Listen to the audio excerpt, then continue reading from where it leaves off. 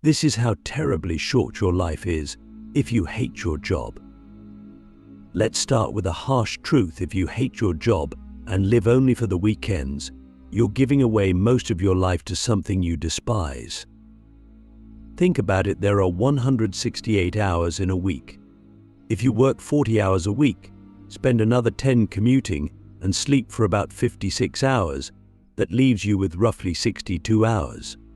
But here's the catch: how much of that remaining time do you actually enjoy? How much of it are you truly present for? Or are you so drained from your job that you spend your evenings and weekends recovering, numbing yourself, or dreading Monday? Now, let's break it down even further. If you're living for the weekends, that means you're excited about just 2 days out of 7 to 28% of your week. And the rest? It's either spent working, preparing to work, or recovering from work. When you zoom out, it's terrifying to realize that the majority of your life is being traded for something you hate, just so you can scrape together a few fleeting moments of freedom. But why do we accept this? Why do so many of us fall into this trap, convincing ourselves that this is just how life works? The answer lies in a kind of collective resignation, a belief that work is supposed to be miserable, that it's normal to feel like a prisoner in your own life. And yet, deep down, we all know this isn't true. We know there's something wrong with giving away our most precious resource, time, to something that drains us, just for the promise of a paycheck and a brief escape. Here's where it gets philosophical. Nietzsche once said, "He who has a reason to live can bear almost anyhow, but what happens if you don't have a why? What happens if your work feels meaningless, if it doesn't align with your values or aspirations?" When there's no why, the how becomes unbearable. And that's exactly what so many of us experience when we're stuck in jobs we hate. The days blur together, the weeks feel endless, and life itself starts to lose its spark. Let me ask you, when was the last time you felt truly alive during your workday? Not just distracted by busyness or mildly entertained by small talk, but genuinely excited, engaged, or inspired. If you can't remember, that's a sign that something needs to change. But let's go even deeper. The problem isn't just that you hate your job, it's what hating your job does to your perception of time. When we're stuck in routines we despise, time begins to stretch in all the wrong ways. The workday feels endless, but the weekends fly by in the blink of an eye. We live for Friday evening, only to find ourselves back on Monday morning, wondering where the time went. This isn't just an illusion, it's a psychological phenomenon. When we're bored, stressed, or disengaged, our brains process time differently. Hours drag, but weeks, months, even years slip away. Click subscribe to this channel to get more profound spiritual lesson. This is the real tragedy of hating your job. It doesn't just make your days miserable, it makes your entire life feel shorter.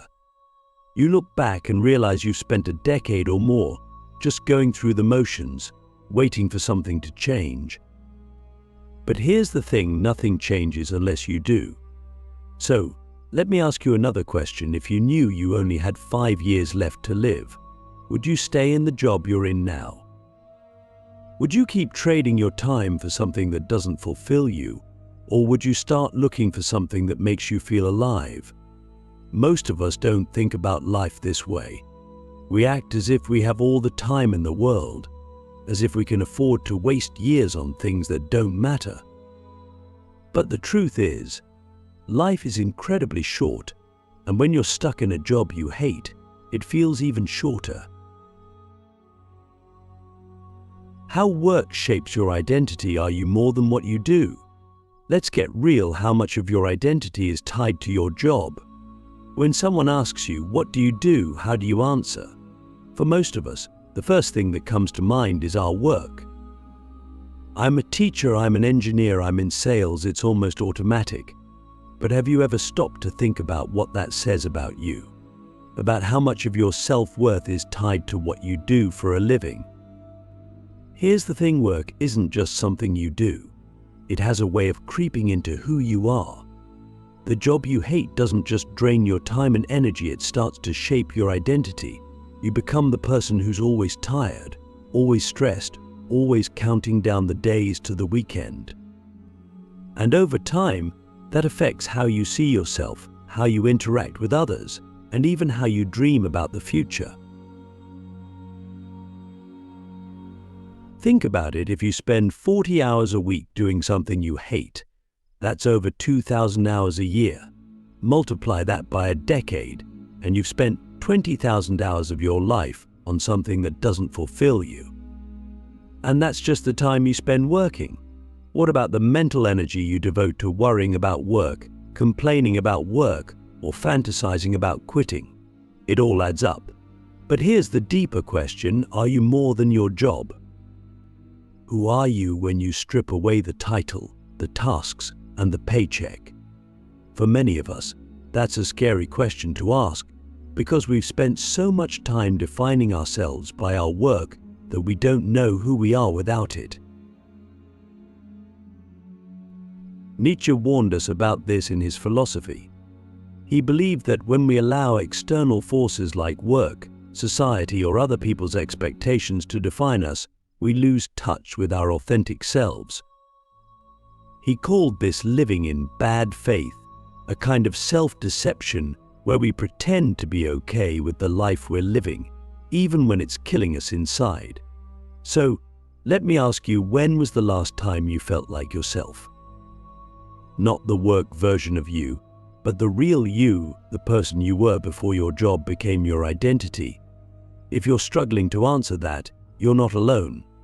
For many people, work has become the center of their lives, not because they love it, but because it demands so much of them. And when you spend most of your time and energy on something, it's easy to mistake it for who you are. But here's the good news: you are more than your job. You are more than your productivity, your paycheck, or your title. You are a unique being with dreams, talents, and passions that exist outside of the office. The problem is, when you hate your job, it's hard to access those parts of yourself. It's hard to find the energy to pursue your passions, to connect with others, or to simply enjoy life. This is why living for the weekends doesn't work. By the time Friday rolls around, you're so drained from the week that you don't have much left to give. You spend Saturday recovering and Sunday dreading Monday. And the cycle starts all over again. But here's the thing: it doesn't have to be this way. You don't have to let your job define you. You can start reclaiming your identity, even if you're not ready to quit your job just yet. Start by asking yourself, what parts of me have been neglected because of my work? Maybe it's your creativity, your curiosity, or your relationships. Whatever it is, make a commitment to nurture that part of yourself, even if it's just in small ways.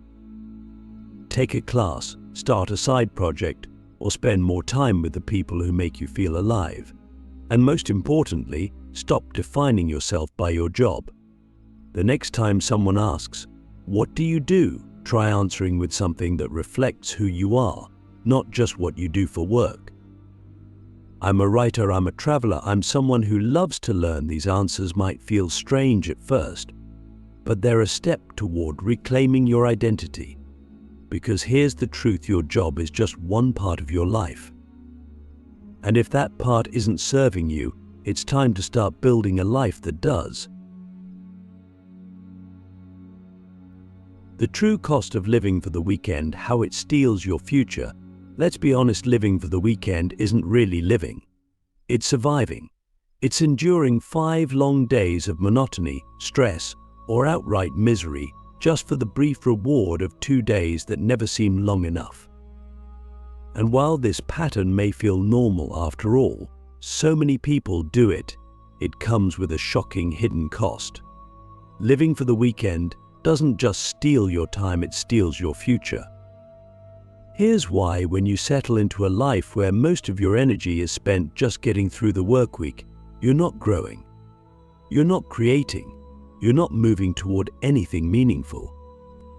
You're stuck in a holding pattern, waiting for life to magically get better without making the changes that would actually lead to a better life. Think about it. How many of your dreams have you put on hold because you're too tired, too busy, or too burned out from work? Maybe you've always wanted to start a business, go back to school, or write that book that's been swirling in your head for years. But instead you tell yourself, "I'll get to it someday. Maybe when I have more time or when things settle down." But here's the harsh truth: someday isn't real. It's a lie we tell ourselves to avoid the discomfort of change. And the longer you stay in a job you hate, living for the weekends, the more time slips away.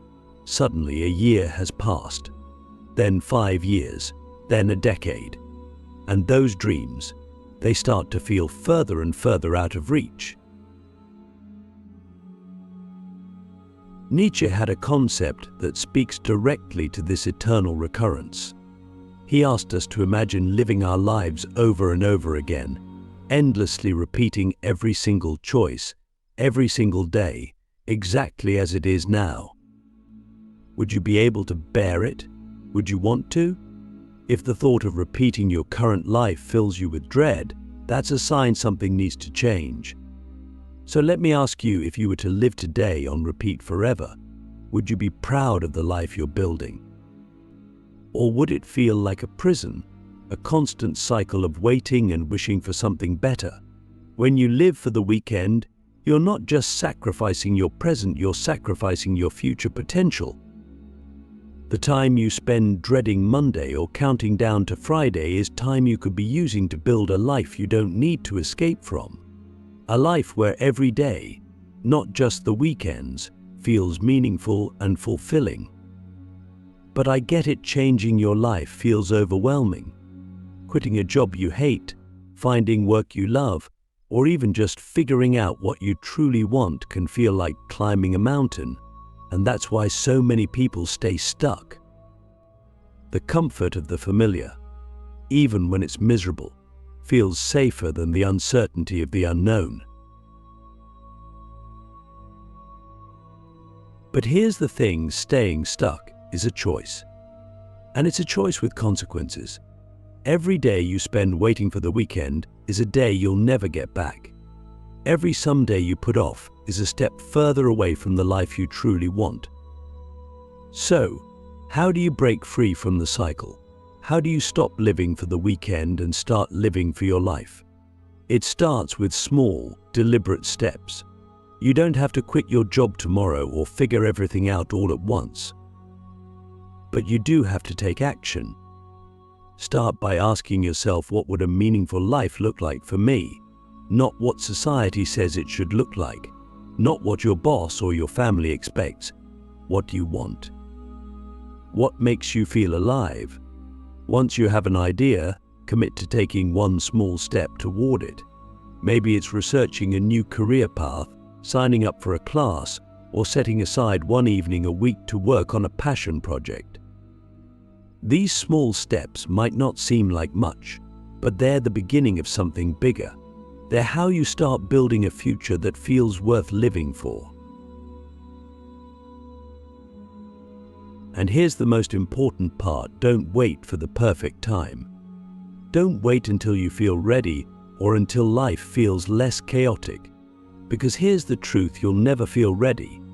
Change is uncomfortable. It's messy and uncertain. But it's also where growth happens. Imagine this: a year from now, you've taken those small steps.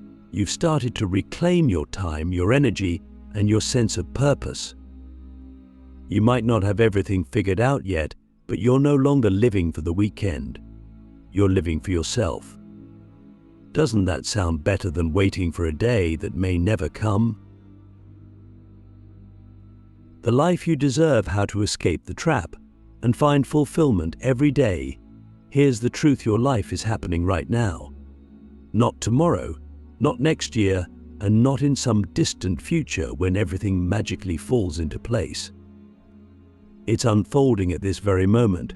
So if you're spending most of your time in a job you hate, waiting for weekends to feel alive, then the life you want is slipping through your fingers. And the only way to change that is to take back control right here, right now. Let's start with this: what does fulfillment mean to you? For many of us, we never even stop to ask this question. We're too busy surviving the grind, too caught up in the noise of expectations to think about what we truly want. But how can you build a fulfilling life if you don't know what fulfillment looks like? Take a moment to reflect what kind of work excites you, what kind of life energizes you, and most importantly, what would you do if fear wasn't holding you back?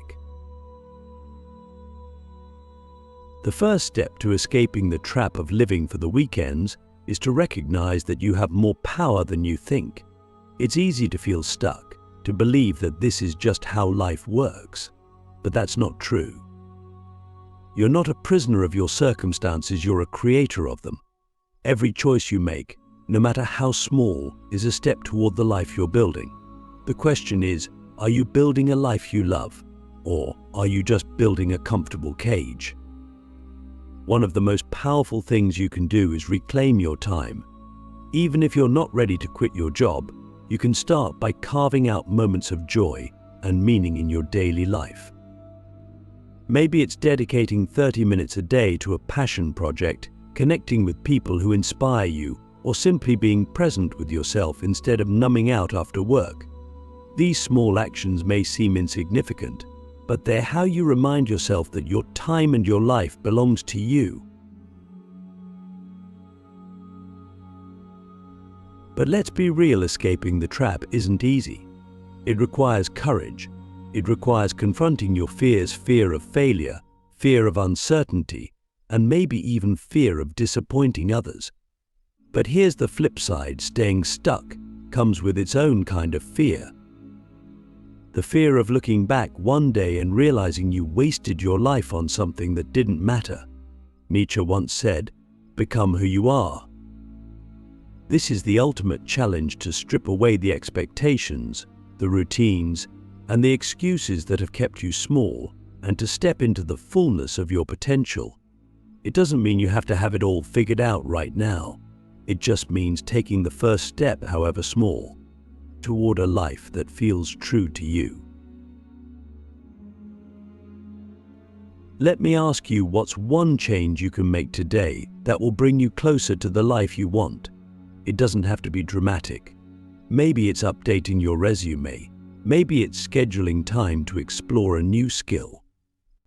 Or maybe it's simply saying no to something that doesn't serve you. Whatever it is, take that step. Because when you start moving, even in small ways, momentum builds. And here's the most important part: don't wait for permission. Don't wait for the perfect moment or for someone to tell you it's okay to prioritize yourself. You are the author of your own life. The pen is in your hands, and every day is a blank page. Imagine this: a year from now, you've made the leap. Maybe you've transitioned into work that feels meaningful. Maybe you've built a life that you don't need to escape from. Or maybe you've simply begun to live with more intention, more presence, and more joy. Whatever your vision is, it's possible, but only if you start now. So, let me leave you with this final question: if you don't take action today, what will your life look like in 10 years? Will you still be counting down to Fridays, wishing for something more? Or will you have created a life so fulfilling that every day feels worth living? The choice is yours. Life is too short to waste it on something you hate. Start building the life you deserve, one step, one decision, one moment at a time.